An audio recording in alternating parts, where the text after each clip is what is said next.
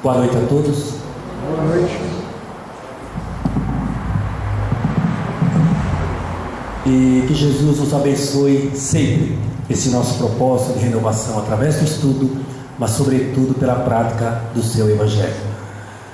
Então, agradecer a recepção amorosa do educandário Simão Pedro, agradecer a presença de todos os encarnados, os desencarnados, agradecer pelas mensagens que tivemos aqui, isso que já foi uma preparação para o tema, né?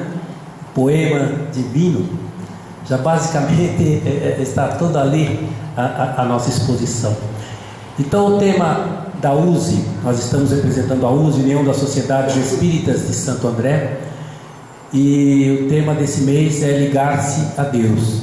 E como sempre, nós utilizamos o Evangelho segundo o Espiritismo como referência, uma homenagem a esse livro que completou 150 anos de lançamento. E a Semana Espírita também foi uma homenagem aos 150 anos, 150 anos de esclarecimentos e consolações para o bem da humanidade. O tema ligar-se a Deus nós podemos estudar no capítulo 27 do Evangelho segundo o Espiritismo. Pedi e obtereis, buscai e achareis, batei e abrir-se-vos-á. Também tem o livro de Hamed, Renovando Atitudes, que também estuda esse capítulo também. E a gente vai então, nesse capítulo, perceber que lá diz assim: a forma não é nada, o pensamento é tudo. E aí eu me recordo da Semana Espírita. No encerramento nós tivemos a presença do irmão Tadeu de Araxá, e veio junto com ele o Alexandre cantando, fazendo a preparação do ambiente. E uma das músicas, das melodias que ele escolheu naquele momento foi aquela música do Roberto Carlos, quando ele diz assim: quando eu quero falar com Deus, né? Quando eu quero falar com Deus, eu apenas falo. Quando eu quero falar com Deus, às vezes me calo e elevo o meu pensamento, peço ajuda com o meu sofrimento, pois Ele é Pai, Ele sabe o que pede o meu coração. Então a gente vai perceber que é sempre essa elevação de pensamento, né? Essa mudança de padrão vibratório que vai fazer com que nós consigamos entrar nessa frequência que nós podemos chamar de Deus. Então a gente aprende lá no livro dos Espíritos a questão que Kardec já colocou lá, né? Foi muito inteligente a maneira que ele perguntou para os Espíritos: que é Deus? E a resposta dos Espíritos: Deus é a inteligência suprema, causa primária de todas as causas, né? E aí vai tendo várias colocações que nós vamos aprendendo, e nós vamos perceber então essa presença de Deus em tudo e em todos. Então nós aprendemos aqui com o fluido cósmico universal, que nós estamos mergulhados nesse fluido cósmico universal. Mas Paulo de Tarso já dizia: em Deus nós nos movemos e existimos. Praticamente é a mesma coisa, né? Então Deus está em tudo, está em nós. E hoje nós temos já a própria ciência a comprovar isso tudo, né? A comprovar a existência de Deus e a comprovar a presença de Deus em nós. É claro que a gente vai falar de ligar-se a Deus, ligar-se ou religar, né? É aquela busca pela religião. Tantas religiões existem no mundo, né? Nós podemos nos lembrar, citando algumas apenas, as maiores, né? O cristianismo, de onde nós temos o catolicismo, o espiritismo, as religiões ortodoxas, enfim, várias outras. Mas nós temos também o islamismo, o shintoísmo, o budismo e tantos outros. Mas em todas elas tem aquela frase de Jesus, né? Aquela regra áurea, a lei áurea que Jesus trouxe: o amar ao próximo como a ti mesmo, né? Amar a Deus sobre todas as coisas e amar ao próximo como a nós mesmos. Então a gente vai perceber que tudo está ligado em tudo. Hoje, né, quando a gente vai estudar, a gente percebe que a ciência está sempre buscando essa aproximação com Deus. Eu me recordo que Joana de Ângeles lançou um livro na década de 60, 70, chamado Espírito e Vida, quando ela falava assim que O filósofo inglês Thomas Hardy disse assim: o homem moderno perdeu o endereço de Deus, mas na realidade nós estamos nesta busca, né? Toda vez que a criatura procura uma casa espírita, um templo religioso, seja o que for, ele está buscando então se ligar a Deus, buscar realmente essa aproximação, essa conexão com Deus, né? Hoje na tecnologia, na era moderna, nós estamos sempre conectados, né? Todos estão com seus celulares, seus aparelhos, e muitas vezes nós nos esquecemos de fazer essa conexão com Deus. Como foi falado aqui no início, o Evangelho no lar é uma forma de nos ligarmos a Deus, de manter essa conexão com Deus, para que a gente consiga realmente se harmonizar, porque Deus, Ele é o Criador, né? E nós precisamos manter essa ligação com Ele para estarmos sempre bem. Então no passado, as religiões geralmente buscavam aquele Deus assim, antropomórfico, né? Ou seja, a semelhança do homem, né? Como se fosse aquele velhinho sentado lá num trono, né? Espalhando lá os trovões, os relâmpagos, as coisas, né? Mas hoje não. Hoje nós estamos fazendo como Jesus falou, né? Nós estamos adorando aquele Deus em espírito e verdade. Como ele falou lá diante da samaritana, né? Que ela falava: não, mas uns falam que é para a gente orar a Deus lá no templo de Jerusalém, outros falam que é aqui no monte. Afinal de contas, o que está certo? Aí Jesus falou, né? Que nós deveríamos orar em espírito e verdade, para que nós pudéssemos realmente fazer valer essa nossa ligação com essa criatura, esse ser superior que está presente em tudo e em todos. Então no passado nós tínhamos um antagonismo, ou seja, uma incompatibilidade entre ciência e religião, né? Kardec veio para unir a ciência e a religião, e nós estamos buscando então essa fé raciocinada, né? Buscando realmente conhecimentos e mais conhecimentos, buscando a verdade, como Jesus falou: buscar a verdade vos libertará.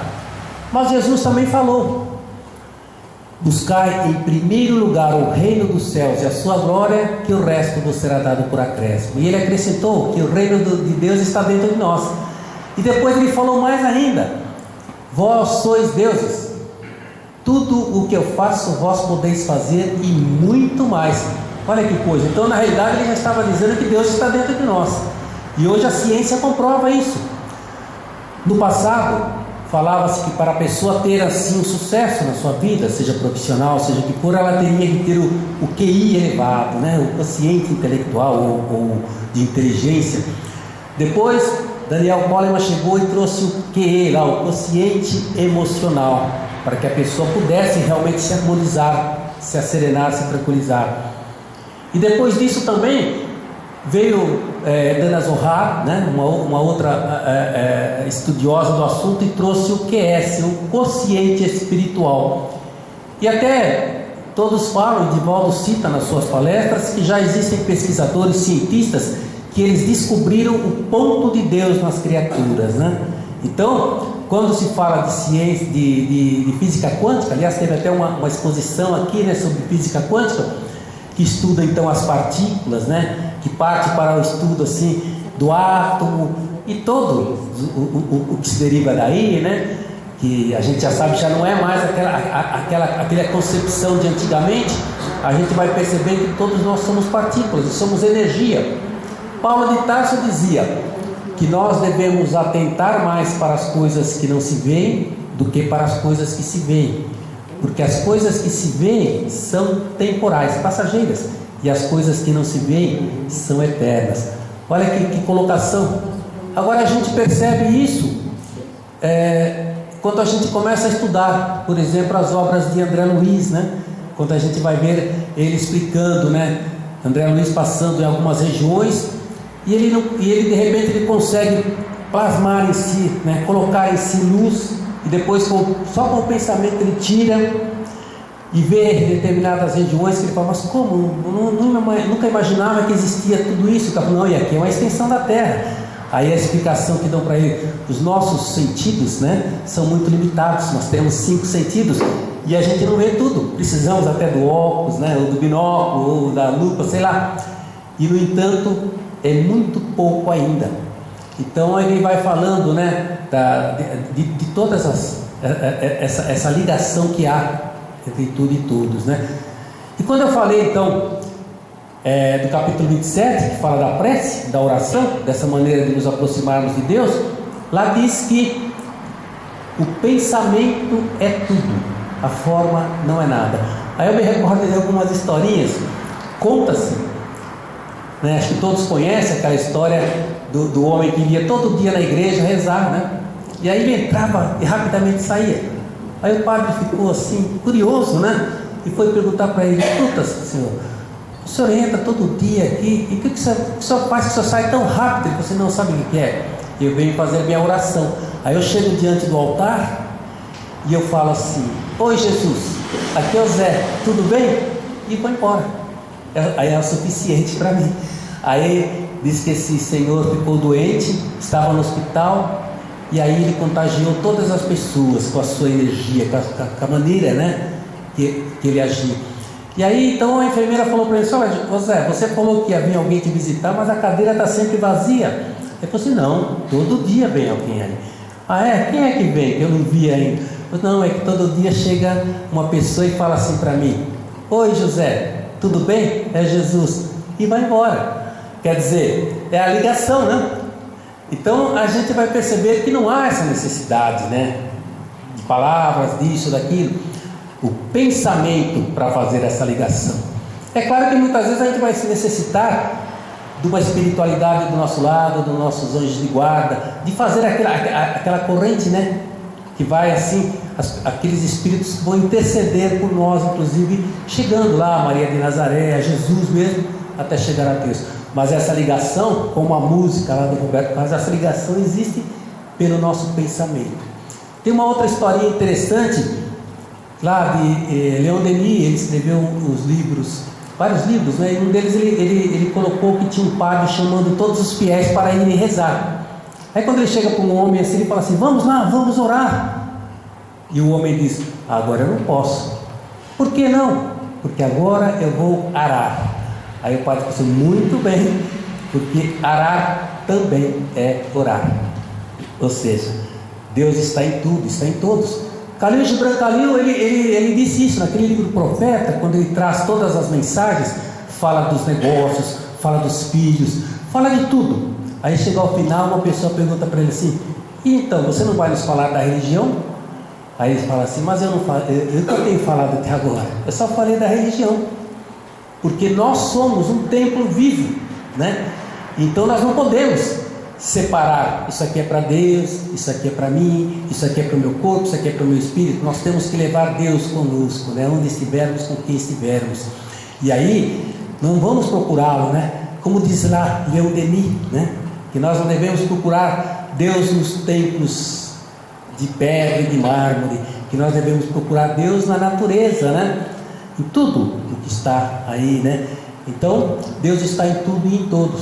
E então até o Khalil Gibran diz assim: vá procurá-lo quando você vê seus filhos brincando lá no jardim, vá procurá-lo nas flores e tudo mais. Então essa presença de Deus em tudo e em todos. Uma outra história também que conta-se, e diz que uma pessoa chegou para a missa, né, na igreja, estavam lá tocando hinos, estavam todos já preparados, mas quando ele olha assim, debaixo de uma árvore estava um jovem concentrado, e ele não entendia o que o jovem estava falando, né?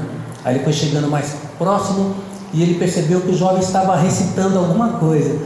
Aí ele se aproximou mais, esperou o jovem sair daquela concentração, daquele movimento, e perguntou: diga, meu jovem, o que você está fazendo? E ele estava falando assim: A, B, C, D, E.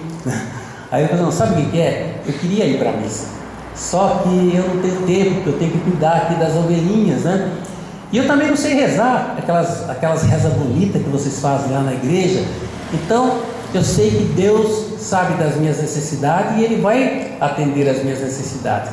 E já que eu não sei orar, eu estou recitando o abecedário. Ele vai colocar as letrinhas todas certas nas palavras que eu preciso, né, para atender as minhas rogativas. Aí eu pensei: puxa, muito bem, eu não havia pensado nisso ainda. Então a gente vai perceber que realmente Deus está em tudo e em todos, né? Nós somos essa partícula, né? Então temos Deus dentro de nós. Por isso é que Jesus afirmou isso. A gente se esquece disso, né? Vós sois deuses. Tudo o que eu faço, vós podeis fazer e muito mais. Aí a gente dá aquela desculpa, mas isso aí vai ser só daqui não sei quanto tempo, né? Mas na realidade a gente tem que começar de agora, né? E acreditar em Deus, né? Acreditar em tudo isso. Então a gente vai sempre ter essa necessidade de buscarmos Deus, de nos ligarmos a Deus. E Jesus é o nosso mestre, é o caminho, a verdade e a vida. Aí ele conta, né? Como é lá no livro Boa Nova, psicografado por Francisco Cândido Xavier, narra, irmão X, que Jesus havia curado a sogra de Pedro, né? Simão Pedro. E aí ela ficava todo dia lá para Pedro. Puxa, Pedro, ele realmente é o Rei dos Reis, é o Mestre dos Mestres, né? É o nosso Senhor. E você é assim com ele, poxa. Por que você não fala com ele para ele melhorar a nossa vida? Olha só que dificuldade que eu tenho lá, cavucando lá a horta no quintal, quando Joana de Guza tem mais de 10 criadas à sua disposição. Mas aí Pedro ouvia assim a sogra todo dia, né, no ouvido dele, mas ele falava assim: não, eu não vou falar com Jesus, porque eu tenho que esperar a hora certa, né? Ele sabe de tudo, né? Ele vai preparar a ocasião. E ficou aguardando o momento certo. E aí chegou um dia que eles estavam reunidos assim, aí ele chegou para Jesus e falou: mestre, eu percebo que o Senhor sempre está em oração, mas Deus atende todas as nossas orações. E aí Jesus fala assim: claro, Pedro, nenhuma prece fica sem resposta, Deus atende a todas as nossas orações. Ele falou: mas por que tanta diferença de sorte? Olha só, eu mesmo tenho um trabalho difícil para pescar os peixes, e no entanto Levi tem um pouco de estudo a mais e ele leva uma vida tão sossegada, tão tranquila. A minha mulher e a minha sogra ficam aí na horta, enquanto Joana de Guza tem várias criadas à sua disposição. Aí Jesus falou assim: Pedro, nós temos que entender que Deus é o Criador, nós somos suas criaturas, somos seus servos, nós temos que trabalhar, né? Nós temos que demonstrar que a capacidade que temos para fazer o serviço que nos cabe.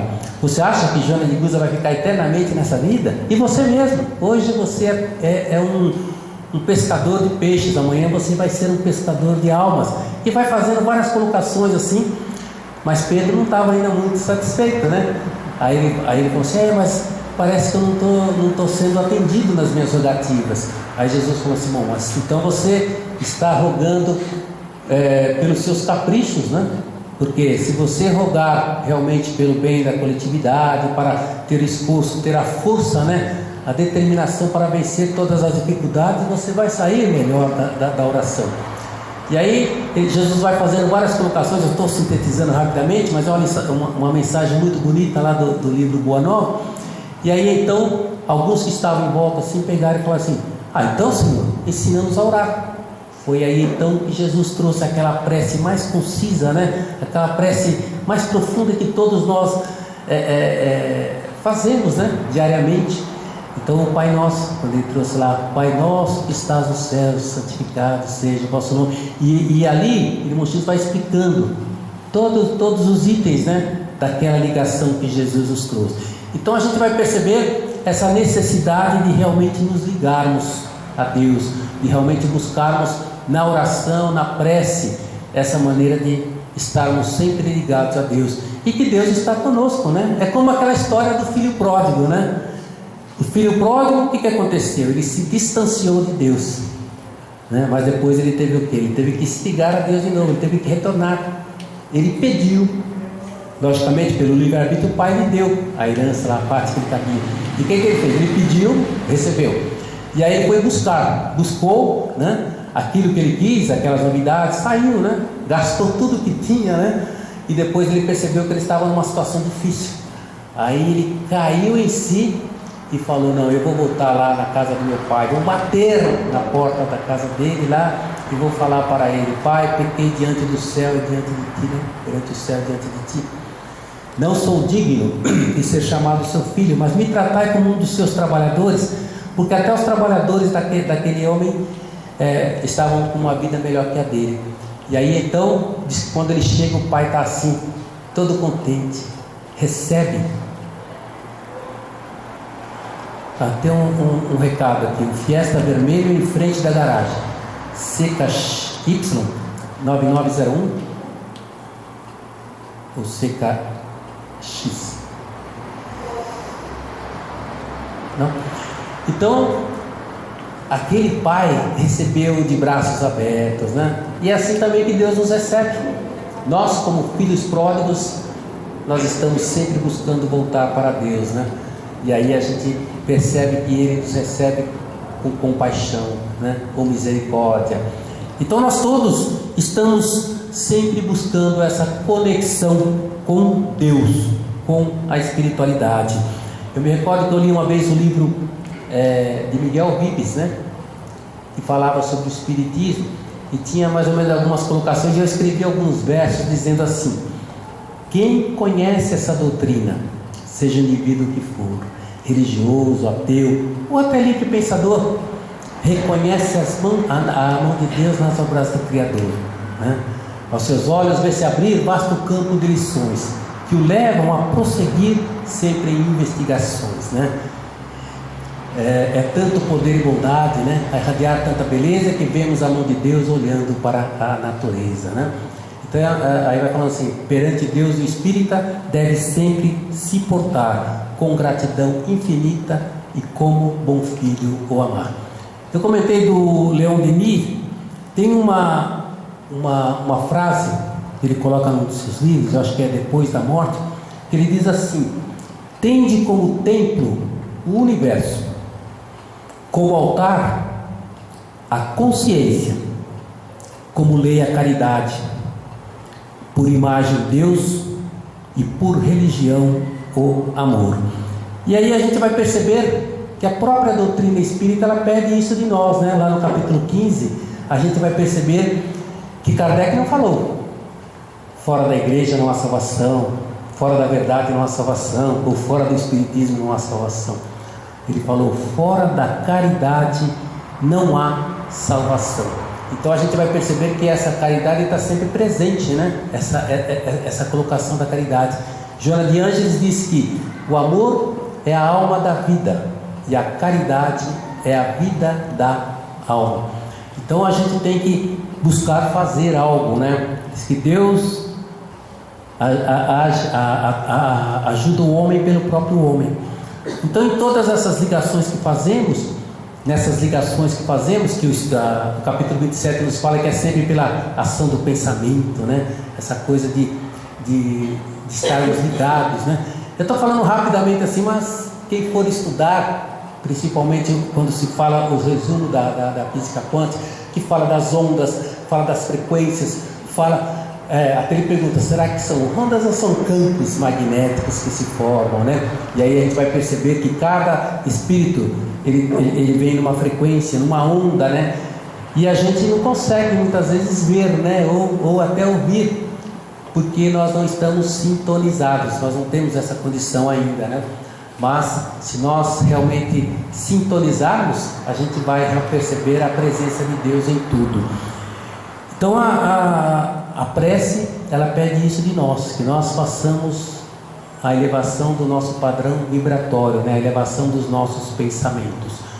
E, logicamente, com isso, nós estaremos mais em condições de realmente perceber a presença dos nossos irmãos, né? Desencarnados, os nossos espíritos protetores, anjos de guarda. Lá no capítulo 28 do Evangelho segundo o Espiritismo tem uma coletânea de preces espíritas, né?